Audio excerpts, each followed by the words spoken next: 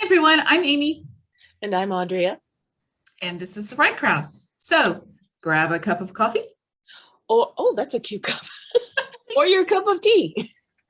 maybe a little something on the rocks, and let's get started. Yes, I purposely held it up just a little bit longer so you can see it. What does it say? Oh, It because says, because I'm a lady, that's why. And she's sticking out her tongue. oh, It's from Aristocats. okay. I thought From Aristocats. the cat looked familiar. That is so Yeah. cute. It's my sister's favorite character from Aristocats. Ugh. So anytime I see something with Maria on it, I'm like, oh, and this, okay, this has nothing to do with what we're talking about today. And I was at Barnes and Noble, and you know how they have the little clearance sections? So I don't know why, but it was $5. Cool. So I told my husband, I was like, I'm buying it. He goes, we don't need any mugs. I'm like, no, it's for my YouTubes. He goes, oh, okay.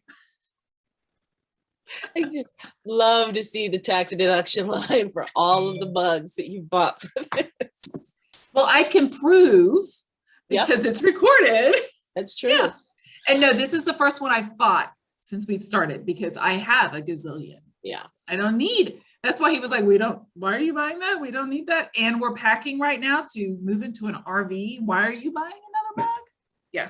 Okay. So what are we really? One more thing I want to share. Okay, go ahead. My favorite season, and you guys are going to see these spring, summer, fall, winter, but I got new. So do you like the fall season or do you like pumpkin season? I like both. I love fall. Fall is my faves. And I like pumpkin everything. Pumpkin bread, pumpkin spice latte. Don't tell anybody, but I do actually like pumpkin. And I have pumpkin tea. Although today I'm having a delightful red chai.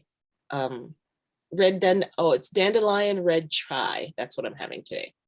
Okay. So I like pumpkin pie. That's the end of my. Now I will say that we have a local bakery place here that has really good food, and we usually we used to go on Sunday nights and get a slice of cake, and it's, you have to mortgage your home to buy a slice of cake at this place. Yeah. Well, we went and I got a slice of pumpkin cheesecake, and it was cheesecake on the bottom, and then it was pumpkin pie on top. And then they did a cinnamon toffee Cool Whip on top of that. It was so good. But I'm a fall fan. Your fall. I'm a fan of fall. I'm not a fan of all things pumpkin. I'm not a pumpkin person. Well, I will say that this is we're gonna probably draw some lines here. People, do not tune out just because I say I do not like pumpkin pie. That is not right. I don't like pumpkin pie. Oh my gosh. Don't bring me pumpkin pie. Bring me sweet potato pie. That is the official pie of fall. Nope. All right, we should probably get to the book. I'm learning all these other things. Like I was actually explaining to Nicole yesterday, because we're doing these interviews for the Swap podcast. I was explaining to Nicole. I was going to say Swap is Stop Writing Alone. Yes, the Stop Writing Alone podcast. And I told Nicole, I was explaining what the Right Crowd is. And I told her, I said, the interesting thing is that Audrey and I are the exact opposite and just about all the things. Like there's like, so it's funny to me that we get along so well because we literally like everything. We're pretty much the opposite. There's trying to think. There was one thing I said. I told her with the exception of, and I had this one thing, but I don't remember what it was. So, what are we talking about today, Audrea? We are talking. Dun, dun, dun, dun. This is our first week of John Truby's The Anatomy of Story. Yes. 22 steps to becoming a master storyteller. And let me just say, this book is 420 pages. Of little tiny small type. This is chock full. This is a master class. Basically, this book is a master class. It's an MFA, right? It's a lot. So, and the type is so small. It's almost like I'm getting to the age where I'm like, Speak it not. Yeah. Now, what I want to say before we get started on this is that I did mention a couple of weeks back that we were going to start reviewing books that might be contradictory to other books that we have discussed. And this will continue through all the books that we discuss. Everyone has a different take and a different way of doing things. He starts this book out basically saying he doesn't agree with Save the Cat. So just so everyone's ready, it's okay. Like, everyone's not going to follow Save the Cat. And one of the things that I love about reading different authors' takes on the writing craft and how to get your words on pages is that I can take what works from Save the Cat, what works from Book in a Month, what works from John Truby, what works from Stephen King, and I can make my own little pumpkin pie and have it the way that I want it. And it doesn't matter that when Audrea puts hers together, it's sweet potato pie, because it's what works for her and what works for me. So how do you like how I worked all that together? That was well done. Thank you. Well done. And completely off the cuff, because we don't plan what we're going to say. No. Okay, so All right. I'm going to drink some coffee and I'm going to let you talk. Okay. So for the first part of Anatomy of Story is he tells you what a story is. So he's setting the playing field. He's level setting. If you're a beginner or you're an expert, he's telling you story space, story time, what a story is, why stories work.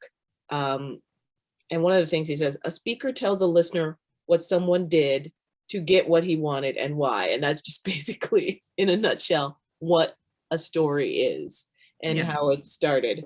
But then he breaks down into the different types of stories. And I really like how he does these illustrations, how he does the breaks down types of stories, like a linear story. And most people, I write linear stories. He does meandering stories, and that would be examples of a meandering story would be something like The Adventures of Huckleberry Finn, Tom Jones, David Copperfield, some of the Dickens stories where they run into lots of characters, they have adventures and things, and then they eventually get where they're going and the end. And then a spiral story, which he says that a lot of thrillers are written as spiral stories, where the character keeps returning to a central event and goes around and comes back. So you go get a clue and you come back to what happened.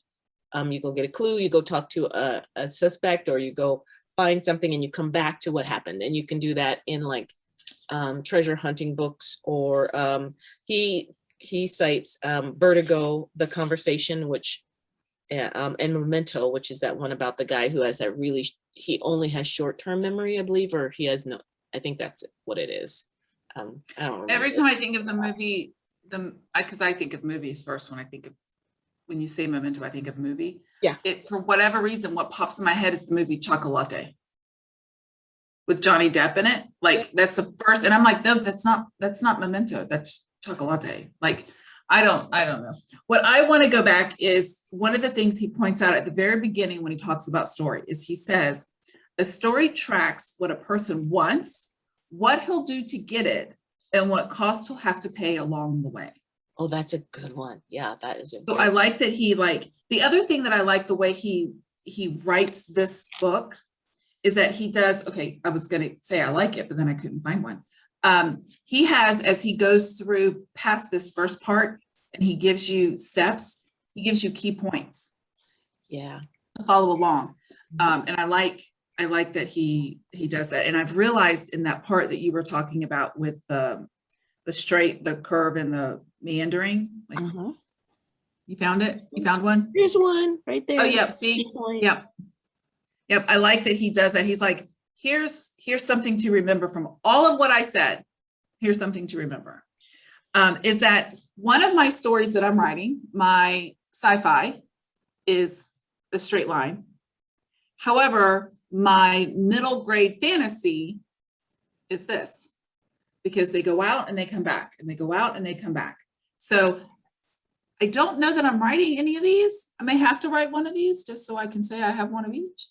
But right now I'm working on my two main things I'm working on are these two. What about you?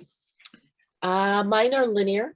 The ones, well, actually, that's a good point. Mine is more like a spiral because I'm writing a cozy mystery. So they go talk to the suspect and come back to what happened and try to find out why, and then come back to what happened and put it. So it's more that spiral. And then there's two more. There's the branching story, which he says that is more like branching is a system of paths that extend from a few central points. And stories that take this format are like It's a Wonderful Life, which I didn't get that when I've seen A Wonderful Life so many times. But and then Nashville, American Graffiti, I get that. And then Traffic, I get that.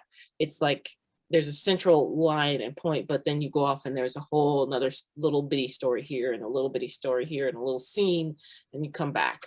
But and then the Explosive Story, which he likens those to Pulp Fiction. And some of these are multiple formats, like Traffic comes up as a branching story and also an explosive story, and an explosion that has multiple paths. That's what he says for explosive story, that extends simultaneously. And it's like dandelions and volcanoes. I like that he points out that in an explosive story, you can't actually show an audience multiple things at a time, but you give the appearance of showing them multiple things at a time. So I like that he points that out in that.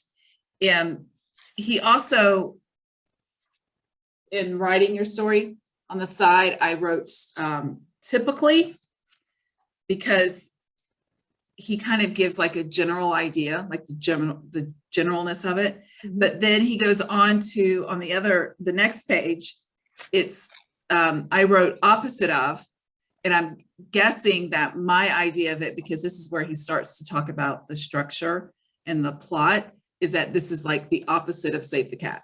Like the way he breaks it down is this is where he starts going into. I like how he also tells us, this is what we're going to talk about in this book. It's almost like he gives us our syllabus. Yeah, basically, which is good. Yeah. So that is, anything else on that? That's the first chapter. And of course, you guys, as a reminder, when we do these, it's more like a discussion and hitting the high notes, because you should go out and buy the book and read along with us, or do the exercises for your own WIP, work in progress. Yes. And just so you know, because Audrey and I aren't into wasting our time, if you see a video on a book, know that it's a book that we're going to go through. Like, it's not like you're going to see the first video and then 2 videos later, we're doing another book because we hated this book. Right.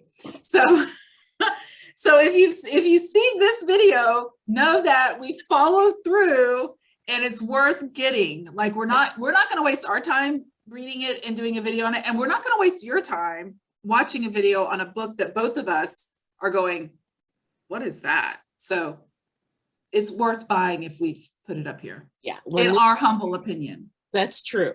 When we choose a book, it's because we both have looked through it and want to use it, or have wanted to read it, or have read it before and like it. So we're not reading bad books. And if we get a book and start reading it before we start filming and go, I don't want to do this book. Bye. So, yeah. All right. So let's move on to the premise, the promise of the premise. I love that expression, the promise of the premise. And he spends a whole chapter, and it is a long, like, I was reading this chapter and I would turn the page. I'm like, oh my gosh, it's 2 more pages on this. Like, how many pages is he going to talk about premise? Because most people, it's a paragraph, and the paragraph is this big. They don't go into, like, he gives you steps. Like, it's not just, hey, here's what a premise is, now figure it out. Like, he gives you steps to figure out what the premise is. and then takes you through it, gives you examples, like, yeah, so. Yeah, I love that he spent that much time on the premise. And if you need a reference book about premise, this is a good one, because he spends 20 pages on a premise. Of little print. Yes.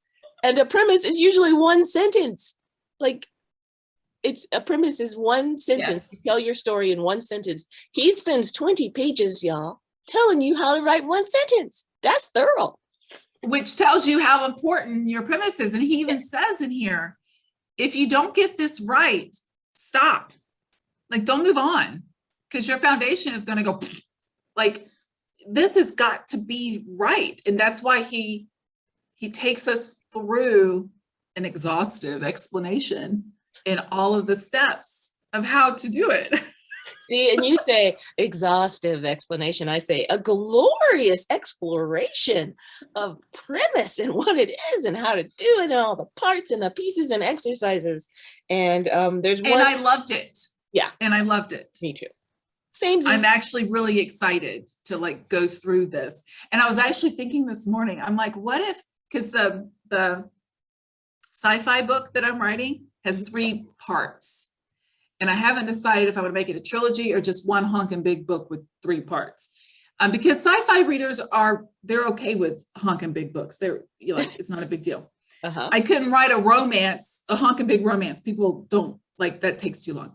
So I was wondering this morning when we were on our Clubhouse, I was wondering, what if I wrote part 1 according to Save the Cat, and part 2 according to John Truby, and part 3 according to somebody else, and see how the different pieces.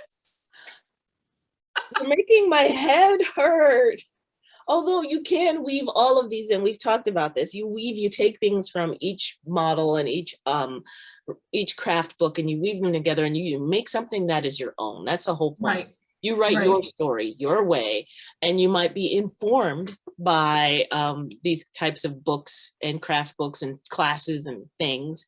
But you write your story, but you just broke my brain. It's like, why would you do that? Well, I think it would be interesting to see. I wouldn't do it because I wouldn't want to waste my time, because what if they don't jive and now I have to go back and totally, redo. But I think it might be a good experiment to maybe even, because I have a book of ideas that I have to write my ideas down in order to get them out of my head, or they bother me while I'm writing what I'm writing, right? So you got to get them out. You got to put them on paper. So what if I grabbed one of those ideas, and for the one idea, I plotted or outlined or came up with a premise just based on Save the Cat, just based on the story of anatomy, the anatomy of story. This is not the story of anatomy. We don't talk about that on this channel. The anatomy of story. And one book based on, say, Story Genius, and use the same idea and see what I come up with based on the steps that each of these different books tell me makes a great story. I might have to do that now. That could be a thing. And we could do a video on it. We shall. We'll add it to the end of next year, because that's how long it's going to take us to get through all of our ideas. Yeah.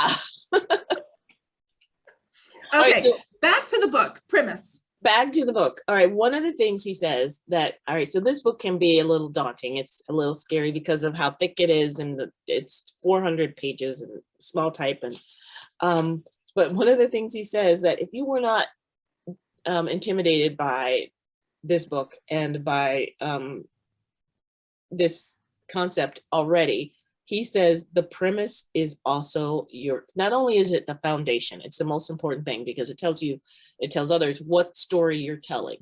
And you build your story on your premise. But he says your premise is also your prison. That's deep. And he says, because once you have decided to pursue one idea, this is the story I'm pursuing, then all others are wiped away, because you're writing one story and you have one premise to come back to lay as that foundation and to build upon. Which is why I have a notebook of ideas. Yeah. Yeah. And he even suggests that you make a notebook, brainstorm all the premises, all the different premises. And the one thing he says, I've lost the page, but make your brainstorm all your premises and all your characters and all your things. And then the one premise that sparks you and says it's like a light bulb moment you have when you put that premise down on paper. And that light bulb moment, let me see if I can find it here. I'm looking too. This is why I should have highlighted. You guys, I was trying not to highlight and write in this book, and I don't know why. I was speaking to a bookseller, and they were talking about how annoying it is when people write and highlight books. But books you want to keep. I'm not getting rid of this. Like, No. why would I get rid of this? Yeah. So this would be one that cannot go back to a bookseller. And No, I don't write in like James Patterson, like, oh yeah, no. but books I'm learning from, yes. Yeah, but where's it at? They say he says it's a light bulb moment. It's the premise that once you read it or write it, you say, now that's an interesting story. And because it has sparked and fascinated you, then that's the story that you should write after you've done all your brainstorming. Yeah. So I'm still trying to find it. Okay, moving on. And we won't go in. So he gives you lots of steps in creating your premise. Oh, hang on one second. I want to go back. There is something that he pointed out when you're making your lists. Yes. that I underlined is he says here, the point is to let your mind go free. Don't censor or judge yourself. Don't ever tell yourself that any idea you come up with is stupid. Stupid ideas often lead to creative breakthrough. So if you think about it, write it down. Don't go, oh, that's dumb. That would never, you never know, because even that stupid idea might add to another stupid idea that makes for a great story. So write it all down. And then he's going to have you compare lists that you make and see what keeps coming up so that you can come up with your premise and where your story's going. The other thing he does is he also gives you books and explains every chapter he goes through. He gives you examples of what that, or book or movie, because this was originally for screenwriters. Yeah. It's not just for screenwriters, but originally it was for screenwriters. So he uses a lot of examples of movies and explains them for each step. So I like that he does that as well. Okay, that was my interruption, sorry. Oh, that's okay. I was looking for the author of a book that I wanted to compare this to, but I can't find it. So what's it called? I can't remember the name, so then I can't find it, and I can't remember the author's name. I just remembered initials. So maybe we'll do that in another episode. And one of the things he says, one of his key points, he has lots of key points throughout, this book is chock full of key points. So he pulls out some of the important points for you. It also has great exercises and great examples. So once he introduces a premise, so to speak, or a concept, he does pull out the key points and give you examples, which is great. Some of these things I really like the examples. Like I'm still looking at examples of premises, because we were saying on the call on Clubhouse, and please join us on Clubhouse at the Right Crowd Club if you're interested. But I have trouble to this day, no matter how many classes I've taken, I have trouble when someone says, well, what's your log line, which is typically for a movie? What's your pitch, which is a really like your elevator pitch for your book or your movie? And what's your premise?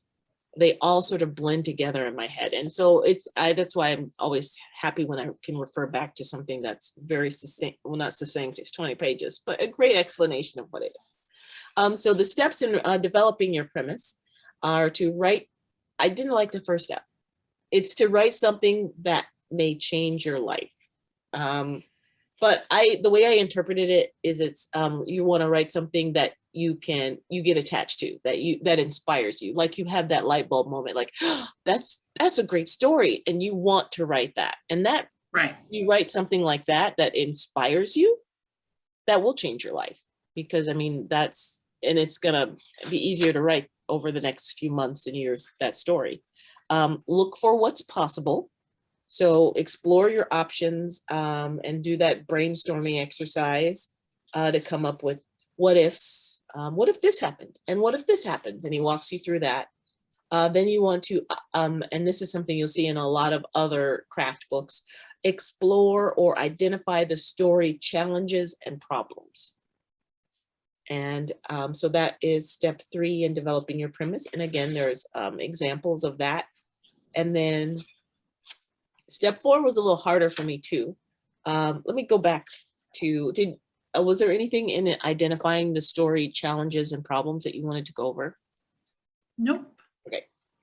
I loved one of the key lines that I highlighted with my sticky was, the trick is to learn how to spot inherent problems right at the premise line. So that's why you want to explore or identify story challenges and problems. So for example, in Star Wars, in any epic, but especially a space epic, you must introduce a wide range of characters quickly and then keep them interacting over vast space and time. And he goes on and more with that. So that's one of the problems that you would have with writing a space epic, is how to juggle all of those characters and keep them interesting, and so your readers know who they are throughout the end. And then step 4 is to find the designing principle. And I reread that step a few times. And he explains what it is in great detail, which we want you to get the book, so we're not going to explain it to you in great detail.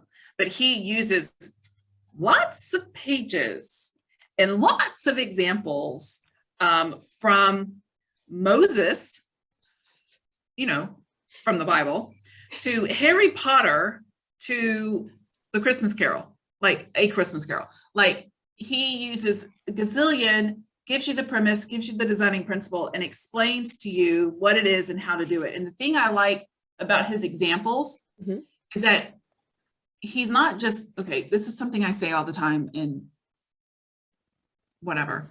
He's not just pulling it out of his butt, right? These are actual principles, actual steps that can be used to make a story. And here's proof. And here's how these books and movies did what I'm saying to do. So, yeah. And unless you think, why, I mean, maybe we should have started with this, but John Truby is an American screenwriter and consultant and author and teacher. He has consulted on over 1,000 films. So he actually knows what he's talking about. He does. He gets paid a lot of money to help people make blockbusters, and that is applicable to writing blockbusters or writing novels as well. And guess what? Audrey and I get to take a class with him in November at our conference. So stay tuned for that. Sorry, I had to point that out. Yes. One thing that I did want to point out about the designing principle, because this is how you were organizing your story. He says, how do you find the designing principle in your premise? Don't make the mistake most writers do. And that is, instead of coming up with a unique designing principle, they pick a genre and impose it on the premise, and then force the story to hit all of the beats. Yeah, thank you for the air quotes. And again's typical of that genre. The result is mechanical, generic, and unoriginal fiction. So that's why. And who wants to write mechanical, generic, and unoriginal? I don't. I mean, unless it was, no, I don't. Are you going to write a how-to book? Because No. that's about the only thing that should be. Yeah, I can't even think it would be so, as much time as it takes to write a book, for at least for me, with the way I write, I would not want to spend my time on something that was just like boring like that, like hitting the beats and mechanical. So hopefully when someone reads my book, they're entertained and they're not just like, I don't know, this is just generic. I want it to spark. So the other thing I think he's the one who said it, in what we've read, and it may not be this chapter, it may be the next chapter. But he says to write something that you actually would want to read. Mhm. Because if I'm not enjoying writing it, I mean, how many times you got to read a book when you write it? I mean, Oh my you've got your scrappy draft, you've got Oh. your rough draft, you've got your first draft, your second draft, your 10th draft, all of the editing pages. Like you have your alpha reader, and then you have to go back and fix what they said, and you got your beta reader. Like if you don't enjoy writing it, you're not going to enjoy reading it, and you're definitely not going to enjoy reading it the 50th time. Oh my gosh. Oh. So write what you want to read, right? So I like that he points that out in this. Like it's, if I don't want to read something unoriginal and mechanical and generic, No. like I put those back. I literally will give a book 2, maybe 3 chapters. And if it hasn't sparked something in me that I'm going, ooh, that's different, then I put it back. Like I don't want my readers to get my book and be like, oh yeah, this is that book over there with just a different cover. Yeah. So yeah, I like that he points that out. Yeah. All right. So he has written, so in creating a premise, there are 10, make sure I get that right, 10 steps to writing this one sentence. So those, and some of the ones that, some of the other steps are going to be familiar to you. They are: determine your best character in the idea. So that's going to be your protagonist and why they should be the protagonist.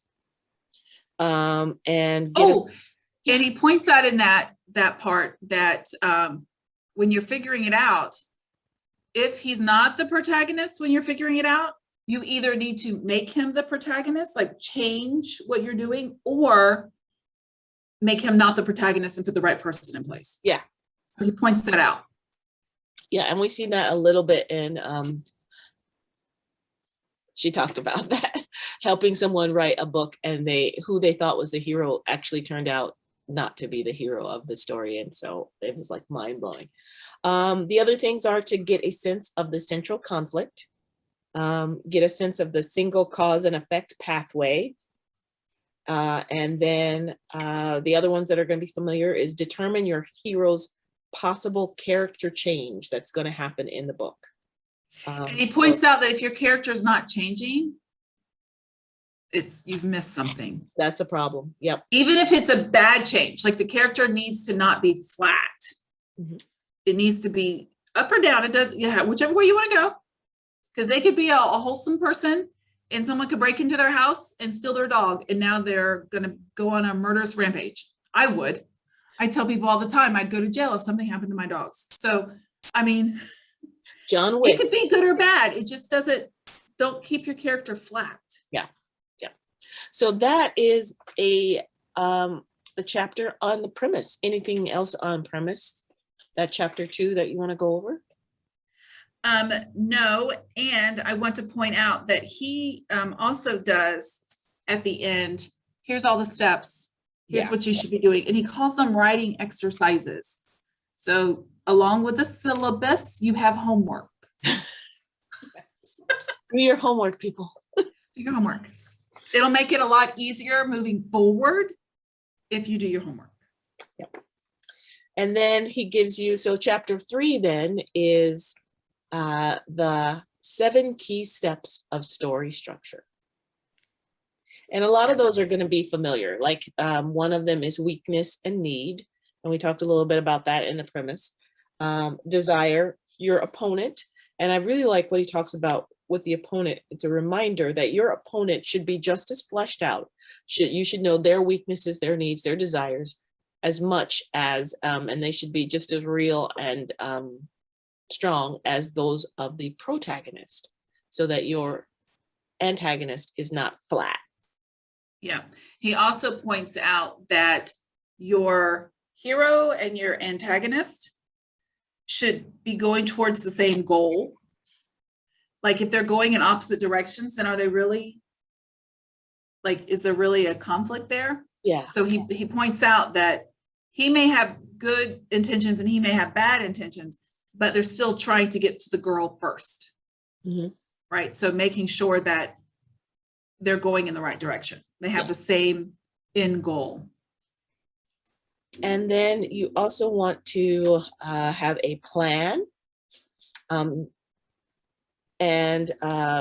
there needs to be a plan for your hero and a, oh, I got that mixed up. And then there's got to be a battle. Speaking of conflict, there has to be a battle between the good and evil, or you're a protagonist and your antagonist, or whatever the antagonist needs. If it's man against nature, he's battling the elements, whatever, you have to have that battle. So these are the 7 key steps of story structure.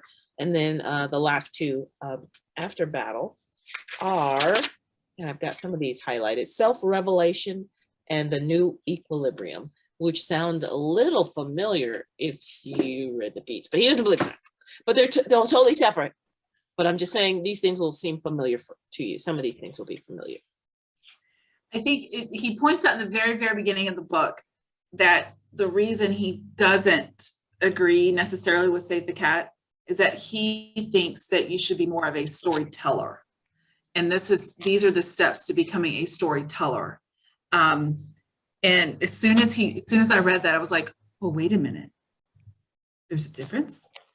Yeah. Like, how is this going to be different? And I was intrigued. And then I found myself, as I was reading, going very slow. Like, a lot of times when I do a book club, you read it fast. Mm-hmm. Like a learning book, you read it fast because you're like, okay, where's the key points? Okay, yep. But I found myself going, oh no, like I literally stopped tagging my book because I was highlighting and underlining so much. Like, I'm like, I would be putting a tab on every page. So literally that's as far as I got before I realized it was just going to be pointless. So I like that he brings up a different way to do it. Yes, I really do. I enjoyed, of the 7 key steps of story structure, I really enjoyed the number 1, the weakness and need, because that's something that I struggle with a lot, is like, and I've read it and been in classes, and I have taken a class. Now, I have not taken the longer class with John Truby, but I enjoyed the one short class that I took with him. And we did the premise exercise, and you had to get your premise right, and you brought it back, and he read it. He read everybody's premises, and he's like, nope, that's not quite right. And you can't move on to the next exercise until you get your premise right. That's how important it is in the class. So it's a great experience, and I recommend his classes. But the weakness and need is something that I come back to frequently to make sure, are my weaknesses strong enough? Are they psychological? Are they emotional? Or physical? I mean, do they have depth, and are they good enough? And the need, what's the need that my characters are moving toward? And because that need should carry your character towards a self-revelation part, that other part of the story structure at the end. So they have to be in line with each other. Yeah. And then he ends with your writing exercise, which for this chapter is 4 pages. So that's your homework.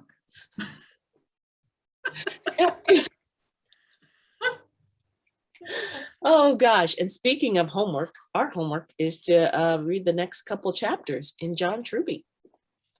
Yep. So for anyone who's following along, the next breakdown is we will be covering chapters 4 and 5, which are character and moral argument.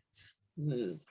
So be sure to do your homework and come back next week as we dive deeper into this book and go over character and moral argument.